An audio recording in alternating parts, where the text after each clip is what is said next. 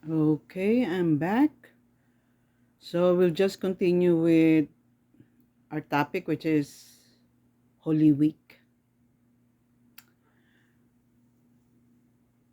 Itong Holy Week na to is madaming nakatagong value or secrets. Sana alam ko na to nung bata ako eh. Puro misinformation nung nakuha ko. Kasi nga mahirap maghanap ng taong authentic yung faith. Yung talagang yung faith niya galing kay God. Kasi akala ko yung faith ikaw ang dumidiskarte. Hindi. Hangga't hindi binibigay sa iyo ni God yung Holy Spirit niya, yung faith mo parang acts of religion lang. Wala kang score sa taas. Parang basketball, yung practice ba, umi-score ka ba doon?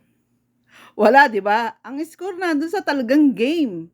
So pag pumasok sa iyo, pag binigay sa iyo yung Holy Spirit, you enter the kingdom of God, you become Christian, naging anak ka, you start scoring. Yun na. Anong scoring? Yung mga score na yun, iniipon ng guardian angel mo yun. Kasi magpuproduce yun ng crown. At yung crown magpuproduce ng ecstasies, joy, happiness, powers. It's not simple as corona lang, nakalagay lang ganyan. Kasi yung mga Pilipino lagi nasa isip para mga beauty contest eh. Whoops! Ang corona sa heaven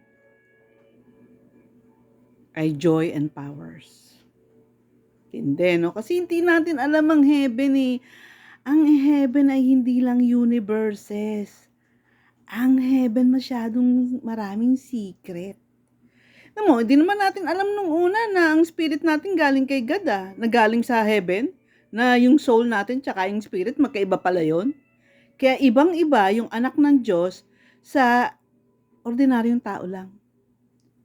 Yung anak ng Diyos, pag yun, nagdasal, hindi pwedeng hindi sasagutin. Kaya yung mga banat na, ba't hindi ako sinasagot ng Diyos? Hindi, that's a wrong question. Dapat ang tanungin mo is, anak ba ako ni God? Eto na. Punta na tayo sa Holy Week dahil hindi ko alam hanggang kailan kayo makakatanggap ng mga talagang meaty spiritual information. At saka yung mga spiritual information na yan kaya yung binibigay sa akin kasi trabaho ko or mission ko na ipasa sa inyo yan. I have to pass it on or else, I don't know. Kasi ako, ang katwiran ko, kung naipasa ko na at hindi mo sinalo, hindi ko na fault yun. Di ba? Kanya-kanyang diskarte rin dito, Day. Hindi joke-joke tong, this is only, look, ang time pag natapos na, mababalik mo? Kahit magbayad ka pa na 1,000,000 sa akin, hindi ko mababalik kung ano na yung nasabi ko. Kaya sabi ko nga sa inyo, itong vlog ko, ang pagkakaiba nito sa ibang vlogs is hindi ito nire-reply yung tipong take two. Wala ako noon. Kasi nagdasal ako eh. Sinabi ko sa kanya, take over.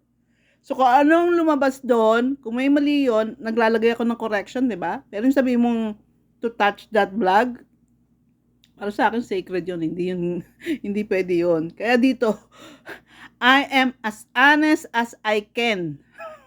Sa takot ko na lang gumagawa ng kwento rito.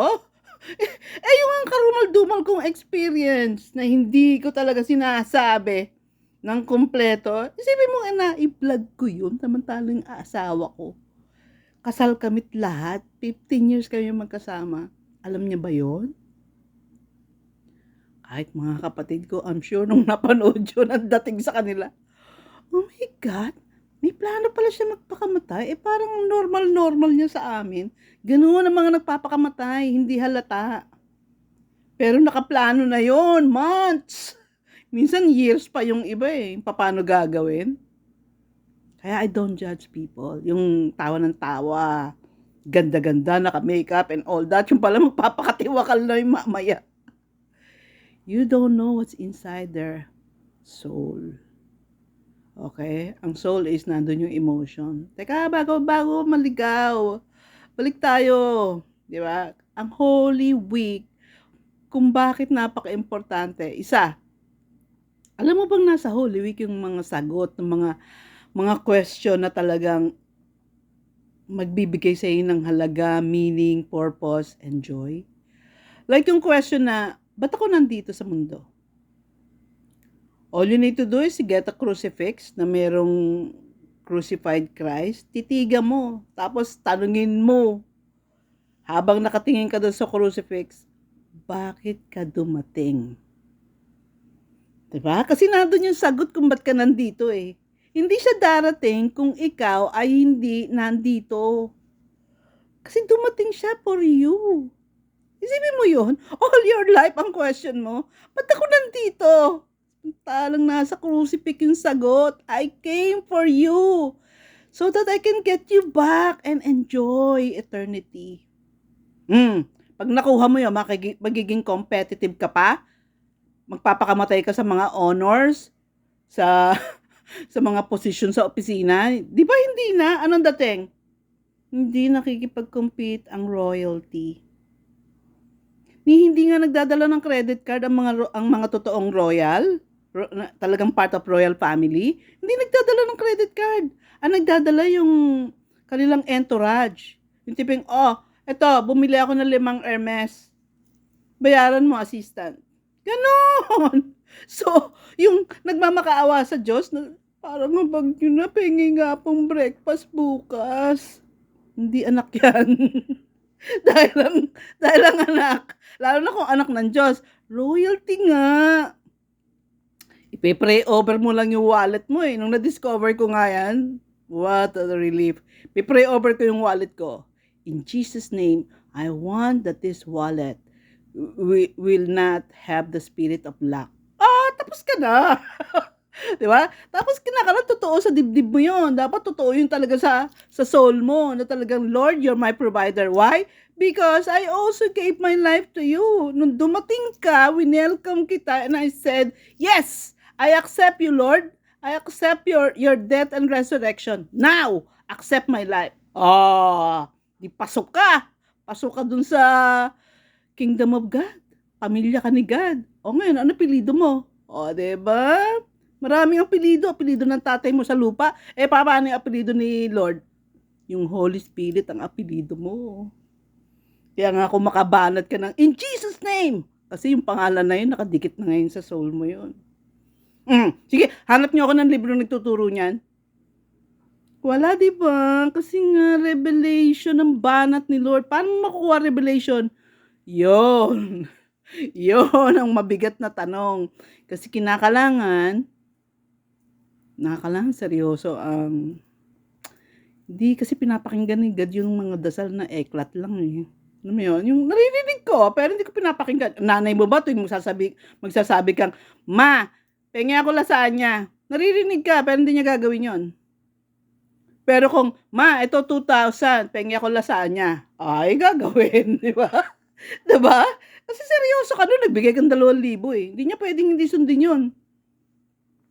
Kung totoong anak ka talaga ni God the Father, at si Christ ay Savior mo, at si Holy Spirit ay power mo, ano hindi niya ibibigay sa'yo? Inday! Ang documents ko, walang karapatang pumunta ng Canada. Hindi ako nagbayad ng taxes sa Pilipinas. Laging pinapadaan nila ang tawag dyan, yung sweldo ko, ang tawag representation expense. So, wala akong salary, wala akong binayaran ng taxes. Yan ba pwede lumabas ng bansa? Pero ang ginawa ni God, Joyce, walang mahirap sa akin. Yung napangasawa ko, ginulo yung boss niya at sinabing, ang babaeng ito dapat makarating dito. Di lahat na ginawa, di ba? Ako, ang alam ko, hindi ako makakalabas ng Pilipinas. With my documents, dami kong kabalbalan eh. I went through a lot of, ang tawag dyan, kaguluhan. Hindi ko masabing illegal dahil legal yun eh. Bakit? Representation expense, isipin mo, ang salary ko 90% minsan napupunta lang sa bribing, 10% lang napupunta sa akin. Pero glamorosa akong tingnan. Kasi ang dami kong ex-deal, di ba? Binabayaran ako ng mga appliances, products.